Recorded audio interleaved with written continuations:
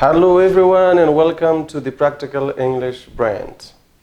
Today we're going to be dealing with a very tough topic. It's one of the most advanced grammatical points, but I'm going to be trying my best to make it as simple as possible. And I'll be also trying to cover the topic in a short period of time. So stay with me till the end of this explanation. The topic is the differences between simple infinitive and perfect infinitive. And keep in mind that this point is commonly used in daily spoken and written English among native speakers. But non-native speakers usually have difficulty understanding the concepts while using a perfect infinitive. I'll be also explaining the concepts in the middle of the video. So let's begin. Let's go to the first slide. The first differences are in the structures of simple infinitive and perfect infinitive. Look, when you use simple infinitive, the infinitive verb is directly followed by to plus verb base form. Look at the structure over here. Okay. Infinitive verb plus to plus verb base form. Or object plus to plus verb base form. Or adjective plus to plus verb base form. But when it comes to perfect infinitive, the infinitive verb is followed by to have and then main verb in third form. See, there's a huge difference. Here you have infinitive verb, then to plus verb base form. But there you have to have as helping verbs and then main verb in third form. Or if there's object, after object to have these two words as helping verbs and then main verb in third form. And if there's an adjective in your sentence and you want to bring the infinitive form after adjective to have as helping verbs and then main verb in third form. Now let's have a look at some examples over here. Look at these examples. So these three examples are made according to simple infinitive and those three examples are made according to perfect infinitive. Let me show you the differences. Just like, showed you the structures. Now look, see in these practical examples. Expect is an infinitive verb, and because it is simple infinitive form, so it expect, the verb expect is followed directly by to plus. He expects to learn English. But there, he regrets to have disrespected her. I'm going to be explaining the concepts later. Okay, now I'm just trying to show you the differences between the structures of simple infinitive and perfect infinitive. So here you see that the verb, infinitive verb, is followed by to plus verb base form, but there you see that regret, which is an infinitive verb, is followed by to have as helping verbs and then disrespected past participle third form. Look at the second example. He expects her to learn English, or he expects me to learn English, or he expects them to learn English. Now the object is followed directly by to plus verb base form. But there she admires him to have helped her. Now look, admire is infinitive verb there and then object him, and the object is followed by to have as helping verbs and then helped past participle form. And now look at the third example. She is eager to learn English. Now eager is an adjective.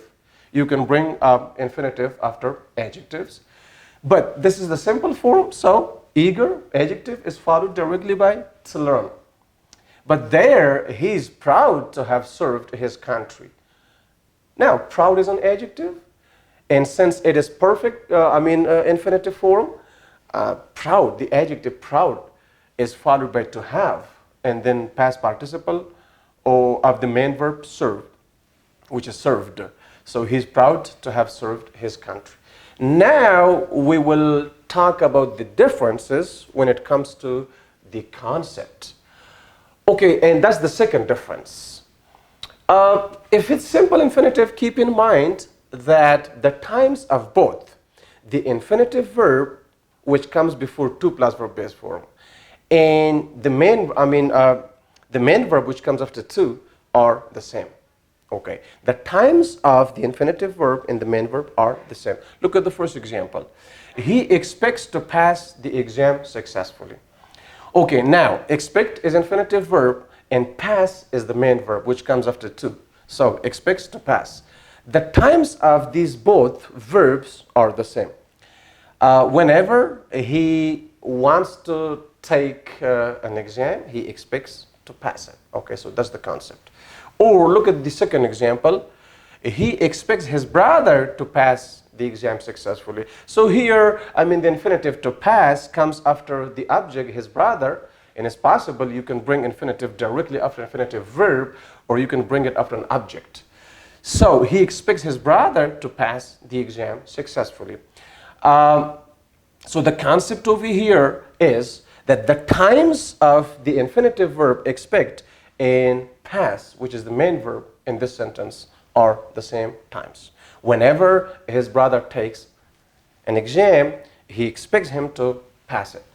In the third example, I'm glad to see you again here. I'm glad to see you again here. So I'm glad now at present time that I see you now at present time. The times of both verbs are the same times. And there's some more examples over here. Again, there's the same concept. Since these examples are made according to simple infinitive form, so the times of both the infinitive verb and the main verb are the same. He is happy to record the video. Let's say I'm talking about the cameraman who's recording our video right now. So he's happy to record the video.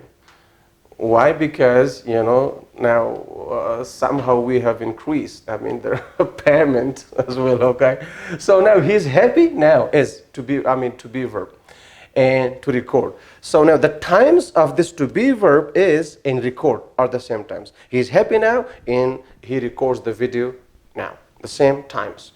And he was happy to record the video. Let's say last week he was recording the video and he was happy at that time. Again, the times are the same. He was happy in the past and he was recording the video in the past. Keep in mind that the times of the, infinitive verb, the to be verb here and the main verb which comes after to record are the same. He will be or he is going to be happy to record the video. So I've brought, examples in present, past, and future. In all these three tenses. So he will be happy to record the video. If he records our video tomorrow or the day after tomorrow or next week, at that time he will be happy. So again, will be or be going to be, in the future. The verb gives a future meaning. And record, the same. The times of both verbs are the same times. And finally, I encourage, or I encouraged, or I will encourage. See, I've brought all three tenses in this sentence. It could be simple present tense, I encourage him to study hard, or simple past tense, I encouraged him to study hard, or I will encourage him to study hard. Now, the main verb is study. And if you use encourage, simple present tense, the same times. Okay, whenever I encourage him, to study hard.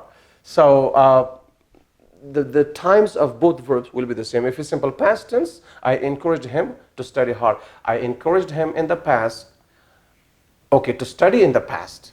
Again, the same times. Or I will encourage him in the future to study hard in the future. So keep in mind, that is the huge difference between simple infinitive and perfect infinitive. Don't forget. Now let's have a look at the perfect infinitive and see the difference. When it comes to perfect infinitive, don't forget this. The times of the infinitive verb and the main verb in third form are different. They are in the same times. Don't forget this. And look at the first example. He claims to have seen the prophet, peace be upon him, in his dream.